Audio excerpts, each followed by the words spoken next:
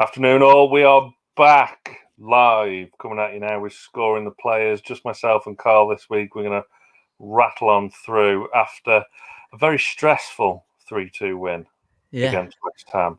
First half wasn't stressful in the slightest. It was lovely, but my word, that second half, I thought I hope we've all got our breath back. As always, let us know your ratings in the comments. And Karl, I'll let you start with Martin Dubravka. Could he have done better with West Ham's first goal? I think he could have personally. I just think the hand he's got to it wasn't strong enough. But I don't think he could have done anything about Jesse Lingard's penalty. But I do think that he could have done better with Diop's goal. That being said, other than that, I thought he put on a pretty solid display. Nothing else that I was worried about. You know, he's certainly a stark contrast to what Fabianski did in the other side. So a 6.5, I think, mate. Yeah, I think in sort of his defence for their goal, it's a good header. Yeah, it was a good header. It's down, and the bounce is kind of already taken it away from him.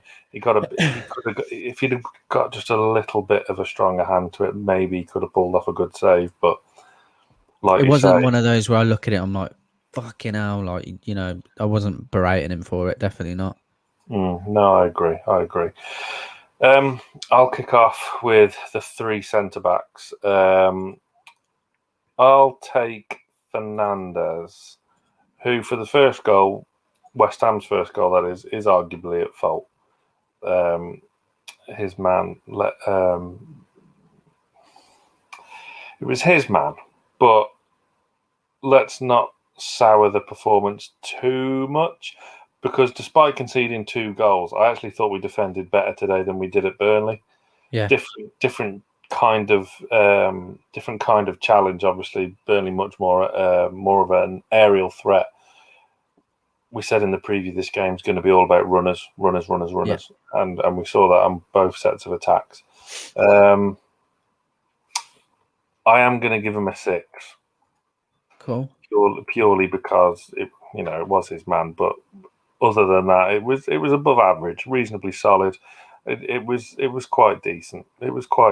And again, let's not forget he's coming off a huge long absence. Yeah, injuries, COVID, the whole shebang he's had this season. So 2 games in quick succession. It's good to see him back in the defence. He's a cracking player on his day, and it's building him up again slightly, don't you think? Absolutely. He's it's like I think I was probably a little bit harsh on him last week, because it was his first game. It was his first game back last week, wasn't it? Was it last week? Yeah, it was. Yeah. I think I was probably a little bit harsh on him, but I thought he had a relatively solid game, other than arguably being at fault in terms of letting his man go. But yeah, it definitely he's one of those senior figures that we need back in the side. So, yeah, I wouldn't argue with that rating at all, mate. Absolutely. Geordie Sandcaster check is in the post. Karl, you can have Kieran Clark. Gave away a penalty, but is that being given pre-VAR? No, definitely not being given pre-VAR. But I agree with you and what you said in the instant match reaction, and because I said exactly the same thing in the watch along. Like, it is a penalty at the end of the day.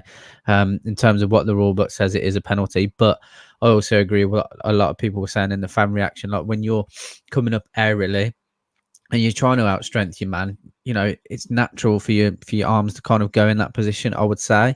But yeah, I agree. It's a penalty, unfortunately. But yeah. Without VAR, definitely not, mate. Definitely not. It's annoying that it's been flagged up because it didn't seem like that obvious. I mean, I haven't seen the replay back, so I can only imagine that the ref must have been quite close to wanting to have a look at it. Yeah, real time. I didn't see it. No, there was no real appeals from anyone. No, not at all. But then again, nor was there any arguments from our lot when it was given. What are you scoring, Clark, today? I thought, other than that, like I thought he defended relatively okay. He solid again in terms of clearances and stuff. Other than I don't know what's happened to him over the last few weeks, but I thought he was going to score an own goal again. When the ball's come across him, he's deciding to throw his left or his right leg at it when he's facing his own goal for some reason. But based on what you've given Fernandes, I would give him, just because of the penalty alone, albeit harsh, I'd give him a 5, mate. Interesting. I think Clark is a strange one because he's you could argue he's drastically out of form and Yeah. maybe a bit short of confidence as well, because he hasn't been the same since he's came back into the side. And again, I go back to them comments after Brighton and really shaky against Burnley, but maybe now the team's performing better, confidence can start building back up again, and he can get back to what he's good at. And I think what interested me, mate, is because for some reason we have a newfound friendship with a lot of Villa fans in the chat, which is fine. But a lot of them said this is why we wanted to get rid of, and we were happy that we got rid of him. And I just felt like, well, it's easy to say that because he's out of form. Because realistically, like, he's been a very, very good centre half for us. To be fair to him, yeah. So I agree. It's very strange as to what's gone on, because it seems like he's just gone from being up here to just not being anywhere near the player that we expect. Yeah, I mean, all players have dips in form unless you're Messi. Paul Dummett, on the other hand, I thought was the pick of the centre halves, in my opinion, today. I'm giving him a 7. Fornals wasn't really in the game. It was just a typical Paul Dummett performance, really. Yeah. And by that, I think every Newcastle fan knows what I mean from that. It was just Paul Dummett, no frills, solid, steady, no messing. I think this system is perfect for Dummett now. I don't particularly enjoy him playing left back in a flat back 4 because I don't think he's got the legs for it. He's not terrible at it, don't get me wrong, but I think left-hand centre-back of a back 3, I think is just his bread and butter, and he's fantastic, and I hope he signs a new deal soon, because I think he's another one that's out of contract at the end of next season. There's quite a few. Considering how long he's been at the club since he was a wee nipper, and it's just great. I mean, again, he's the most Geordie Welshman you'll ever meet, but he's just absolutely perfectly solid, and yeah, like I say, pick of the back 3 for me today. Karl, Jacob Murphy. Again, this lad just goes to show what a loan deal away to rebuild your confidence just goes to show what it can do. Definitely, he's. I've been always like kind of 50-50 with him, because he's done well when he's come on in 15 to 20 minute spells. And a lot of people were talking and saying he should start, and I was a bit like, oh, when he's had that opportunity before, he's not necessarily taking it, but he has now. There's no argument about it. I think he's nearly scored again today.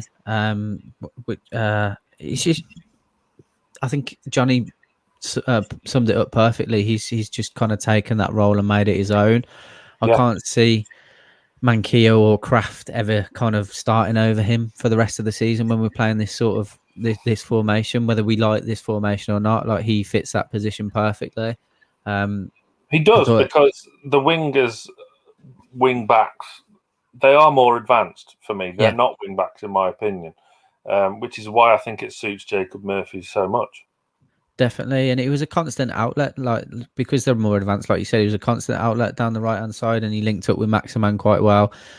He's always, he's for me, and you've said this all along, to be fair, and so is Johnny, arguably one of the best crossers at the club, especially from deep. I don't think he's crossing. I'm going to stop you there. I've said it all along. Johnny hasn't. Okay, fair enough. Fair enough. Yeah, it's definitely from deep. Like, he's the best crosser at the club. I don't think his crossing was fantastic last week. I think sometimes he can run himself into a hole, but from deep, when he's got the whole box to look at, like, there's no better crosser of the ball at the club. And I thought he had a solid performance again today, and I'd probably give him a 7 as well, mate, to be honest. Yeah, I would agree with you there. No brainer giving him a new deal now. Yeah, no brainer, mate. Who would have thought that at the start of the season? I know. Jacob Murphy getting another 7 for another solid display. I'm taking Matt Ritchie. If I look at this game from a kind of neutral's perspective, the battle he had on our left-hand side with Kufal was fantastic. Yeah, it was. Really, really good. Really enjoyable, proper duel they had. Sometimes Ritchie was on top, and I would say for the vast majority was on top. But West Ham, when they were really coming at us at the start of the second half, there was some Ritchie. He was causing Ritchie some problems. Overall, I'm giving him a 7. Got the assist for the winner. Fantastic ball in. First half was so involved and got the ball out of his feet, bang, crosses in straight into the box. Not all of them came off, but there was intent there. There was releasing ASM, who was an absolute menace. It was a joy to watch, as we'll come on to. Second half, to go into the negatives as why he's not getting even higher than a 7. At 2-0, just before it was 2-1, actually, got caught really flat-footed and ball-watching. And nearly let Koufal in for he did let Koufal in for a great chance and forced the save from Dubravka at the near post. That was a kind of minor blot on the old copybook there, and there was a couple of times Koufal got the better of him, but on the whole, real solid performance. He's just been an absolute revelation, considering I would have thought. I was amazed that we'd even see him again this season. And if you believe the rumours, January he'd said his goodbyes, and he was not back down south because he actually still lives down south. So it's just amazing the comeback he's had, isn't it? 7 points from 9 with Matt Ritchie in the side, which is, like you say, like it is unfathomable to think about with regards to what's actually happened between him and Steve Bruce. You know, if it has, I know the club clearly kind of confirmed something went on, but you know, we've taken the word from Craig Hope and everything else that's gone on. But if it's just a case of they've both just been men about it and put their differences aside, then that's absolutely fantastic. Because he's been a huge difference in what's happening at the club for me in the last 3 to 4 games. So it's a fantastic turnaround, mate. Absolutely it is. You can have the skipper, John Joe. What did you make of his performance today? He's so frustrating.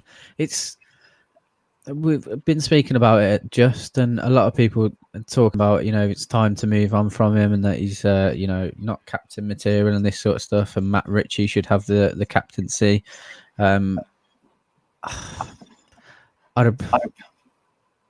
After today, again, I think I just can't. I can't fathom not having Joe Willock start personally.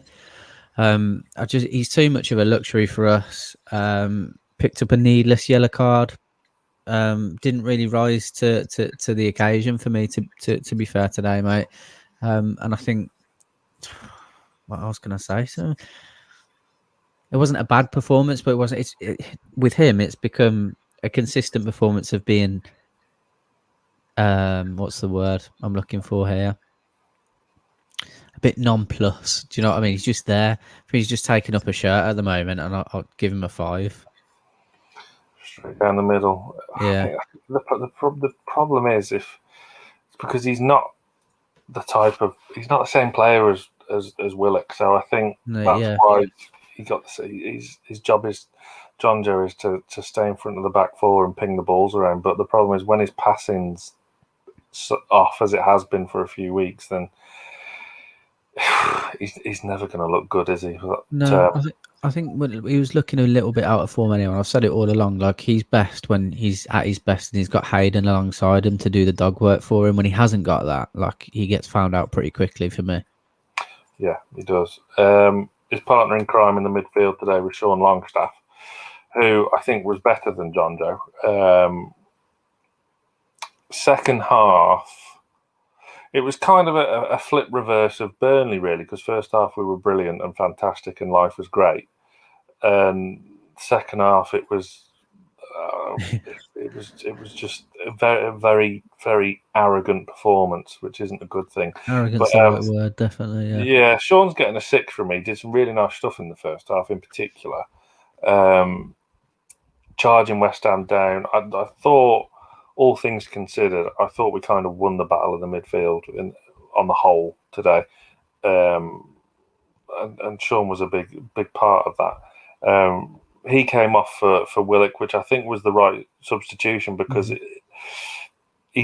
Sean has been looking leggy after 60, 70 minutes. So I think it was the right move, and he wasn't quite getting into the box, and which he hasn't been doing because he's been doing the dirty work that Isaac Hayden is used to doing. So, but it's still, I think, a positive afternoon for Sean, and he's still on the comeback. Kind of like Fernando's getting back to his former glories. Miggy Almiron, Karl. Worked hard again as usual. It wasn't as busy as other players on the pitch. He said, was it him? Was it Miggy that had one cleared off the line? Was it him who? He should have buried it, and then it fell to Murphy, who had it cleared off the line. Okay, yeah. Yeah, he's one of them, mate. He's always defending well. He's always an outlet. He's just... Oh, apologies, I got next door drilling. I don't know if you can hear that. 6 point... no, 6. I'll give Miggy a 6.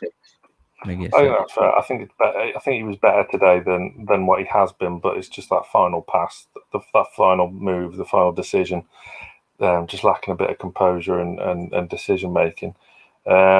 Lee is coming up very shortly with the last word at 4:30. So let's crack on with these last few players. I'm going to take Joelinton, who scored his second goal in 3 games. Couldn't really miss. Yeah, true. Well, I mean, like you said, he could. He could. Well, yeah, he could. Goal aside, let's take away the goal aside. I think it was kind of more of a performance from the Burnley side of things than it was from the Spurs side of things. When we were 2-0 up, I think he was one of the big reasons we were quite sloppy in the second half. No composure. Could have played it. If you remember, at the start of that, it was still 2-0 at the time, but ASM had gone off for Wilson. He could have played in Wilson if he'd just maybe took a touch and then swung the ball in. Wilson was all alone in the middle. Oh yeah. So it was just that little bit wanting, and he was a bit sloppy in possession when he could have done more to hold on to the ball. But let's not forget, he did okay today. He did okay. He got a goal. Doesn't matter how they come in. It doesn't matter how these wins come when you're kind of bottom of the league. It's just you take them with both hands when they get to you. So a 6.5 for Big Andrew's Joe. just in the comments. Joe's had much better games and not scored, which is a fair point. I mean, I've said it again, like last week, and I'll say it again. Like one thing he's pulled out of nowhere for me that I've not noticed. I don't know where he's got this pace from. I think he must have just been doing shuttles.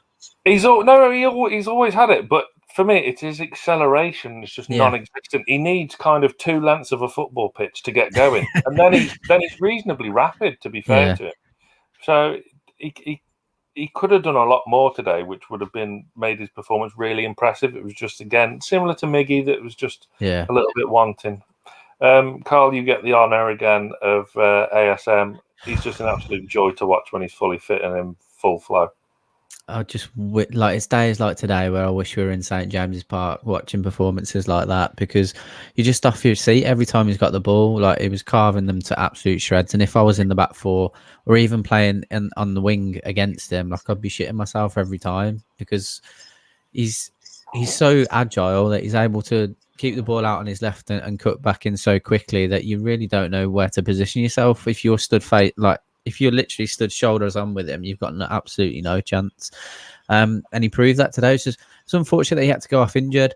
I don't think he's that injured. It was just a case of I think that was always the plan, to be honest, to give him an hour. Yeah, fair enough.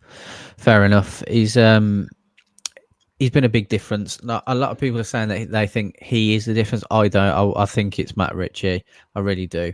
Don't get me wrong. Getting ASM and Wilson back into the squad is a huge plus for us. And we've missed that creative spark. I think Jay in Atlanta made a very positive, a very good point, and I agreed with him that I think So maybe playing for a contract elsewhere, and I don't mean that in a negative way right now. Obviously, he wants people looking at him, and like he said in that, like if that's the case, that's fine. Like whatever your motivations are, I don't care. I want him playing like that week in, week out. He was fantastic again today, and one of the main reasons that we've come out with the result. I don't know what his shot was per se, but it went in, so it's fine. But yeah, I want to see that from him week in, week out. He's mercurial is the word Jay used, and that's exactly what he is. He's a better version than Hatton Ben Arthur, I think. What Sorry, mate. After all of that, he's man of the match for me. So I'd give him an 8.5. Well, I was getting ready to press 9, but you've foiled me with an 8.5. Yeah, I wouldn't be plus to disagree. I just think if he could sort his finishing out, yeah, because he could have had a hat trick today quite easily, definitely, quite easily. He was just an absolute joy to watch, and I completely agree with you. We would have been stood up for that entire first half watching him play it if we were inside St James's today. He's just an absolute joy to watch. Callum Wilson was the first of the substitutes, and I thought he was much better today than when he came on against Burnley. Could have scored right at the end as well, where he kind of danced his way all the way through the West Ham defence, but then just couldn't quite get it out of his feet to have a shot. Real intelligent forward play. Did the dirty work as well. Get that ball in that bloody corner and do not let it go when there was 8 minutes of added time. Whose freaking idea was that? Where did that come from? I don't know. But yeah, positive signs. Didn't do masses amount, so that's why he's only getting a 6. But there were some real positive signs for Wilson there, and he's going to be huge over the next few weeks when he's going to be left on his own up top against some tricky sides, and he's going to be the one we're relying on to get one chance, get one goal, sort of thing. Yeah. Karl, you're getting the match winner. Getting all the good ones today. Joe Willock. What can I say? The man he's a hero. He's just a hero. That's fair enough from Ollie. I know it's subjective. But yeah, like Joe Willock was that the way the header went in as well, just smashed in off the roof of the net. I was just absolutely buzzing with him. He's got bags of energy. I'd love to be able to sign him on a permanent deal. Do I think we could afford him? I'm not sure. Do I think Arsenal want to let him go? I don't know, but I do think he'd be a really good fit for us. And I think he's someone that we could, look to build the midfield around. I think he could be a really good box-to-box midfielder option. And he's done it again. He's come off the bench and bagged the winner. What can I say? I don't think he did enough to get man of the match. A few people think he deserves that. I don't personally. But I'll give him because he's got the goal as well, 7.5. Oh, you've done me again. I had my finger hovered over. I had my finger hovered over 8. I thought he's just shooing for 8. Yeah, I would have given him an 8. But he's looking very impressive again. Yeah. I'm fully convinced he'll be leaving Arsenal at the end of the season. That's a nice comment. I agree with that. Possibly, yeah, maybe. He's only 21 as well. Yeah. Cracking age. So I think Bruce alluded to it in his presser after the game that we want to keep him, which is what you want to hear. It's what you want to hear. And I think he is enjoying his stint up here despite not being in the team for the past few games. But what an impact he's had coming off the bench. It's his 3rd goal now. Absolutely. I think he's got for such a young age, like you said there, he's got a good edge about him as well. He's got like a little bit of nastiness about him, but not enough to worry about having a bad disciplinary record, but enough about him to drag the older players up, which is good. I'd really love to have him at the club. I was happy when we got him on loan. But yeah, I'd love to have him permanently. I think he can be a really I remember saying, I'd rather Willock than Lingard. Well, it's all right today. He's pretty quiet, Lingard. yeah, good penalty, well taken. But Yeah, it other than was. that, didn't really have much of a sniff, did he? I honestly Andy thought he was going Carroll. to tear us a new arsehole today. Well, yeah, so did I. So did I. Andy Carroll got his appearance fee. Good on him. Yeah. Steve Bruce. Now, I was getting prepared to hammer him for the second half. I'm still not going to quite let him get away with it, but I saw in his, again, post-match, whether he's throwing the players under the bus a little bit, I don't know, but he said that the halftime team talk was to, more of the same, carry on. But he thought maybe not the occasion, but natural instinct of a team at the bottom struggling for points, getting a bit nervous for the finish line. That's what caused them to sit back, because that second half performance was an absolute disgrace. How can you let two real sloppy instances when you're 2-0 up and cruising against 10 men? Oh no. It looked like we had 10 men. So it was absolute. It really, really knocked me. And as I said a few times now, not to continually repeat myself, I thought it was a really arrogant second half performance by a few. But on the other hand, typical Newcastle. Yeah. They never do things the easy way. I thought he got his substitutions pretty spot on. It would have been nice to see ASM get 90 minutes, but let's not forget these guys. We need them for the rest of the season. Yeah. We don't want to burn them out. They've only just come back from long-term injury. So I think it was right to take ASM off. Don't get me wrong, I would have loved to see him carry on, and he was just an absolute joy to watch. But bringing Willock on for Sean, I think, was shrewd, because I think everyone wanted to see Shelby come off. Yeah, that's true. Scoring-wise, we've got to agree on a score, Karl. I mean, I pulled a face when you and Johnny both said 8 last week. I'm going to go 7. What do you think? Around there, mate. Yeah, definitely. I've seen a few people in the chat today say 8, and I thought, but then again, like, I thought he had a as good a performance as he did last week, other than what's happened in the second half. But it's hard to put that on. He's not on the pitch at the end of the day. He can do so much, but if is he throwing the players under the bus? I don't know. Are the players nervous? I don't know. But on the face of it, and I'm basing it on substitutions and things again, and like we said, and people will say, those substitutions are pretty obvious ones to make, but the majority of the time throughout the early start of the midway through the season, he hasn't made those changes. He has left the likes of Maximin on when they were injured, blah blah blah, and he's done the opposite. And we've come out with another win, and he's made a shrewd change, like you said, in bringing Willock on for Longstaff, and Willock's gone and got him a goal. Like, I can't argue with anything today, really, other than the first 20 to 25 minutes of that second half, which was a piss take, but it is what it is. So I would agree with a 7, I think, mate. Yeah, I think that's fair. Bruce gets a 7. I think it's always going to be polarised with Steve Bruce. Some people agree, some people really don't. But, I mean, what's he got to do to kind of stop the Bruce out calls? Because I think we are still all Bruce out. I mean, I've kept the old hashtag Bruce out on the rating screen there, so I'm still Bruce out. What's he got to do to stop them?